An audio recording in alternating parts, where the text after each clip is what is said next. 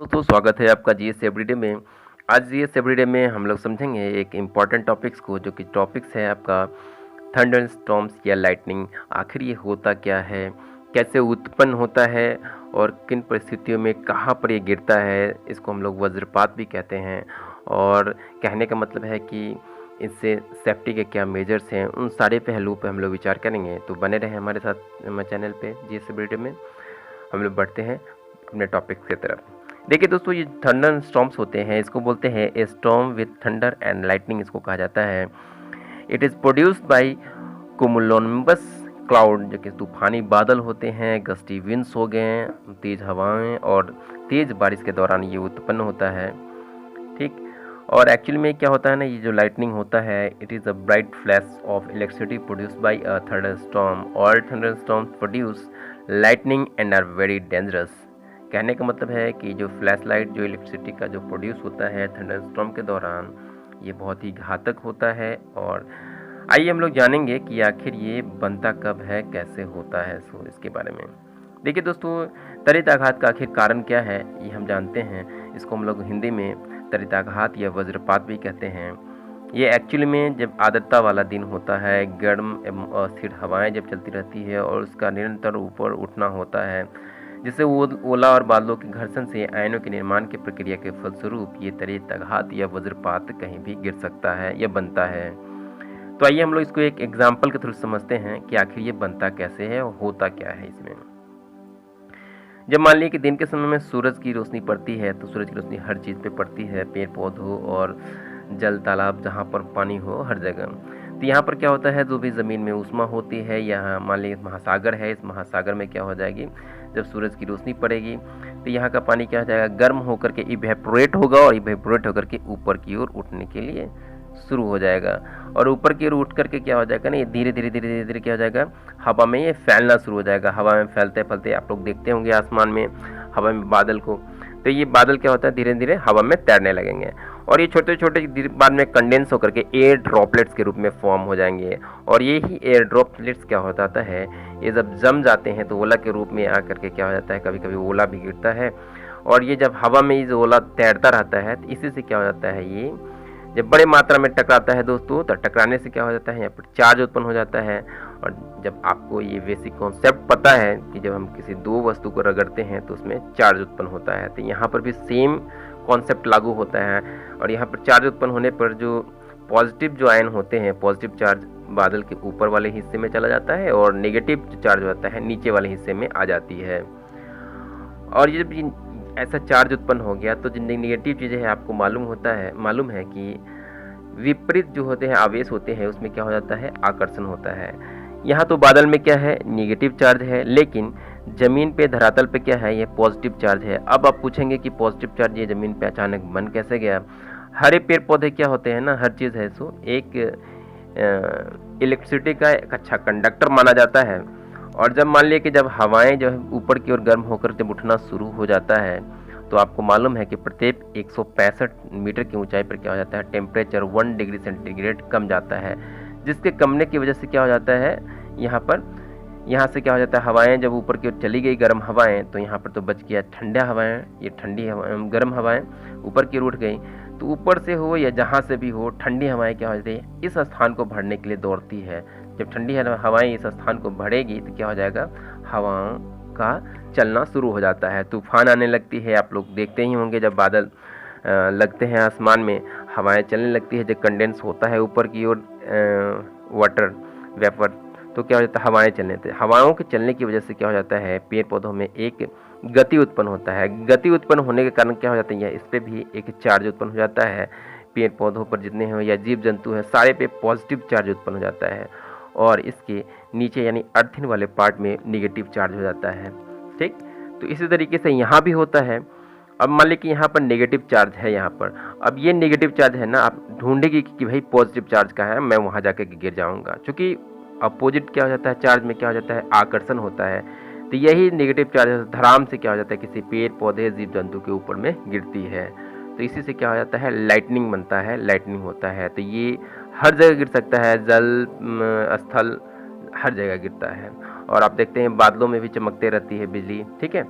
तो इन सारे फैक्ट्स को हम एक और एग्जाम्पल के थ्रू समझते हैं। आइए देखते हैं होता क्या है। जैसे कि यहाँ पर बादलों का निर्माण हो चुका है, तो इन बादलों में क्या हो जाता है, ये दो चार्ज आप देख रहे हैं। नेगेटिव चार्ज क्या हो जाएगा, पेड़ पौधे यहाँ पर है, इस पर पॉजिटिव चार्ज है, तो यहाँ पर क्या हो जाएगा, ये धराम से यहाँ पर गिरेगी।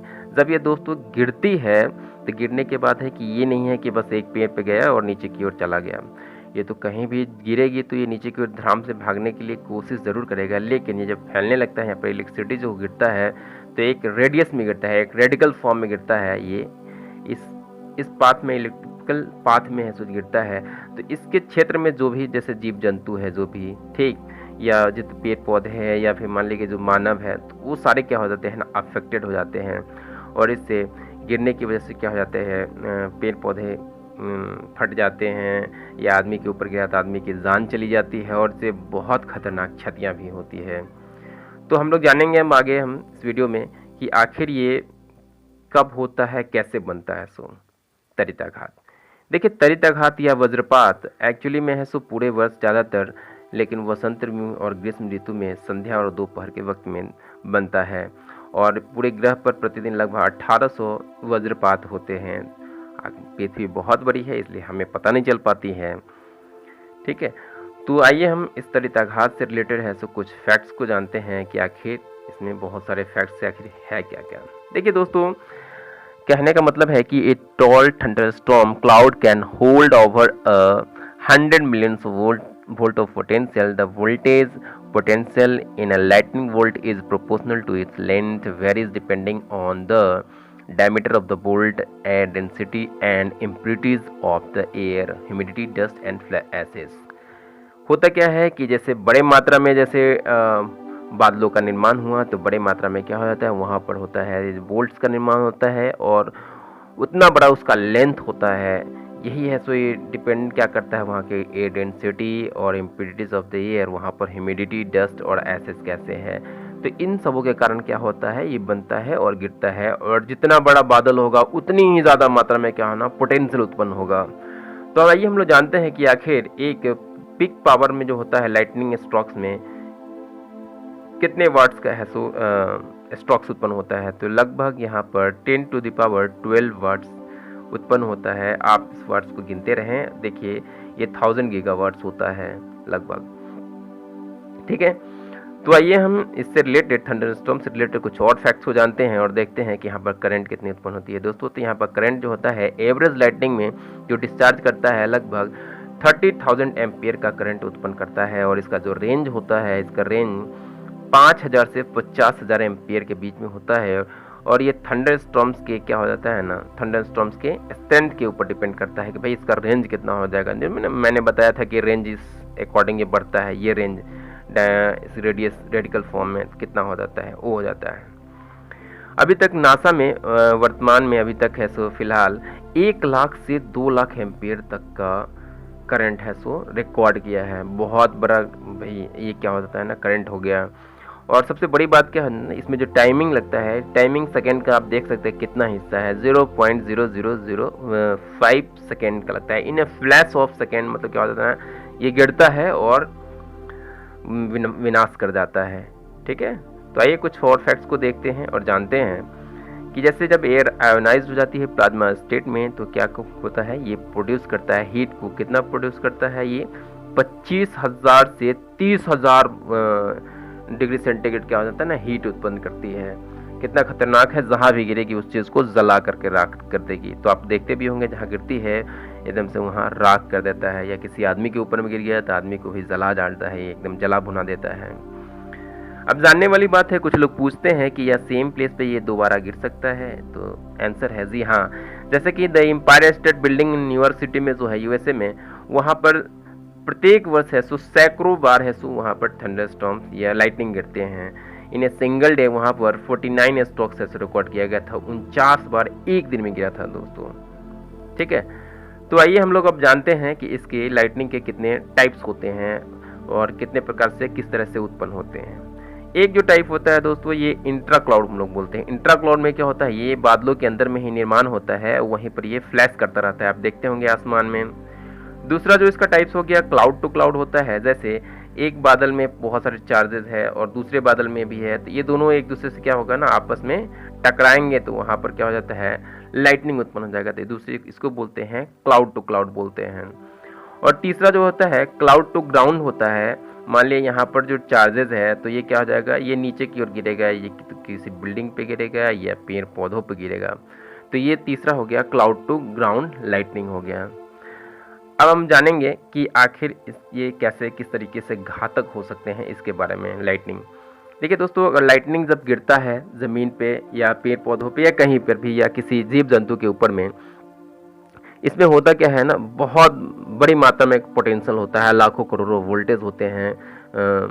तो इसमें कहता है अगर मानव के ऊपर में गिर गया तो मानव का जो सबसे प्रभावित करने वाला जो हिस्सा होता है वो मानव का तंत्रिका तंत्र ही प्रभावित कर देता है। तो मानव एकदम से है सो मतलब अगर गिर गया ना तो आप देखेंगे कि मतलब बहुत बुरी परिस्थिति हो जाती है मानव की। ठीक है, जैसे आप देख सकते हैं कि अगर किसी आदमी के ह्यूमन के ऊपर में गिरा है ये, तो आप देख सकते हैं कि ये कितना घातक हो चुका है। देखिए ये ऊपर से क्या होता है, इस तरीके के निशान बन जाते हैं शरीर पे। ठीक है, तो ये बहुत खतरनाक होता है। आप देख सकते हैं ऐसे निशान बन जाएंगे, निशान छोड़ जाता है और वो ज़िंदगी भर ये निशान रहता है। और संजोग से ही बहुत कम लोग ही ऐसे बच पाते हैं, नहीं तो इसमें बच पाना तो बहुत मुश्किल है। लेकिन फिर भी हम लोग कुछ सेफ्टी मेजर्स को बरत करके इससे बच सकते हैं। तो आइए जानते हैं क्या है इसके सुरक्षात्मक उपाय। वज्रपात या तड़ितघात से बचाव के लिए आपको मान लीजिए जब ऐसा बादल चमके आसमान में, तो आपको क्या है, किसी भी वायर जहाँ पे इलेक्ट्रिसिटी गई है उसके नीचे आपको कार लगा के नहीं खड़ा होना है, ना ही आपको कहीं किसी पेड़ के नीचे खड़ा होना है, क्योंकि ये पेड़ हरे पौधे क्या हो जाते हैं, ये चार्ज का बहुत अच्छा कंडक्टर होता है। ना ही किसी पोल के पास आपको खड़ा होना चाहिए, आपको तुरंत है सो किसी सेफ घर के अंदर भागना चाहिए आपको। ठीक, और मान लीजिए आप बाहर में कहीं फंस जाते हैं तो आपको कार से बाहर नहीं रहना चाहिए, आपको कार के अंदर रहना चाहिए। इससे फ़ायदा क्या होते हैं कार के रहने से अंदर से, कि कार की जो बनावट होती है वो एडियाबेटिक बनावट होती है। इस एडियाबेटिक बनावट की वजह से क्या हो जाता है, अगर इलेक्ट्रिसिटी बाय द वे इस पर गिर भी गया है ना, तो ये चारों तरफ तेज़ी से फैल करके झट से है सो सेकेंड के 0.005 सेकेंड में क्या हो जाता है, ये ज़मीन के अंदर है सो ये चला जाएगा। तो इसलिए आप बच जाते हैं। अगर बाहर रहेंगे तो आपको खतरा है, वो रेडियस में ये फैलेगा तो वहाँ पर भी खतरा होगा, या आप उसके नज़दीक रहेंगे तो भी। तो इसीलिए बाहर में जब भी रहें कार में तो कार के अंदर ही रहें, ये इम्पॉर्टेंट है। और भी कुछ हम लोग देखते हैं सेफ्टी मेजर्स को, कि जैसे मान लें कि आप खुले आसमान में कहीं आप लोग फंस गए हैं और कुछ फ्रेंड्स लोग हैं, तो आपको क्या करना चाहिए, आपको प्रत्येक लोगों के कहीं 100 फीट की दूरी पे है सो डिस्टेंस पे बन जाना चाहिए और बैठ जाना चाहिए कान बंद करके। कान इसलिए कि कान के चदरे पर आपका कोई प्रभाव न पड़े। और दूसरा बात, आपको बैठ इसलिए जाना चाहिए कि अगर आप बैठे रहेंगे तो आप है सो उतने ज़्यादा मतलब चार्ज फील नहीं होंगे। मतलब कहने का मतलब है कि बादल को ये नहीं लगेगा कि हाँ भाई यहाँ पर चार्ज अवेलेबल है। अगर आप ज़्यादा मात्रा में रहेंगे स्वाभाविक है, बहुत सारे चार्ज एक जगह रहेंगे तो स्वाभाविक है वहाँ पर वज्रपात होने के चांसेस ज़्यादा बढ़ जाते हैं। इसलिए आप लोग को स्पार्सली खड़ा हो बैठ जाना चाहिए जा करके। दूसरा, अगर आप पानी के अंदर है तो आपको जल्दी से है सो पानी से बाहर भागना चाहिए, क्योंकि ये भी इलेक्ट्रिसिटी का एक अच्छा कंडक्टर होता है। फिर आइए हम और कुछ देखते हैं सेफ्टी में। कुछ अनप्रोटेक्टेड स्टेट है क्या, कि अगर मान लीजिए कि लाइटनिंग हो रहा है उस समय आपको बाहर नहीं जाना चाहिए, छाते में लेकर के घूमना नहीं चाहिए। बहुत लोग स्टाइल मारने के चक्कर में ही चले जाते हैं। ठीक है, इस तरीके से खुले आसमान में खड़े नहीं होना चाहिए। और अगर आप जो अनप्रोटेक्टेड स्टेट जैसे हो गया कि अगर आपने कुछ बिल्डिंग बनाई है तो उसमें बहुत सारे सेफ्टी मेजर्स को ध्यान में रख के बनाना चाहिए। नहीं तो मान लीजिए अगर लोहा और रॉड का बना हुआ है तो डायरेक्ट इस पे गिरेगी, इससे होकर के जाएगी कहाँ, आपके इलेक्ट्रिक जो सप्लाई है उसमें, फिर नल जल जहाँ भी है उन सारे में चला जाएगा, तो पूरी बिल्डिंग को ये प्रभावित कर सकता है। इसलिए इन सेफ्टी मेजर्स का बहुत ज़्यादा ध्यान रखना चाहिए घर बनाते वक्त।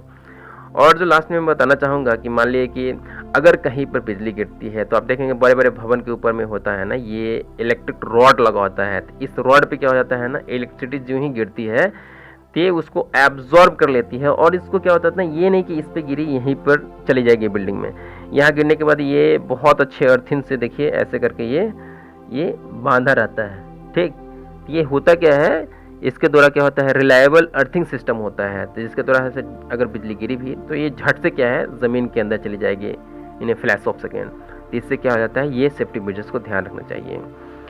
तो यही इम्पोर्टेंट एक जानकारी थी जो आपको देनी थी दोस्तों। फिर मिलते हैं हम अगले वीडियो में कुछ अच्छी जानकारियों के साथ। इसी तरह के वीडियोज़ लेकर के हम आते रहेंगे। फिर मिलते हैं आपसे, तब तक के लिए आपका बहुत बहुत धन्यवाद।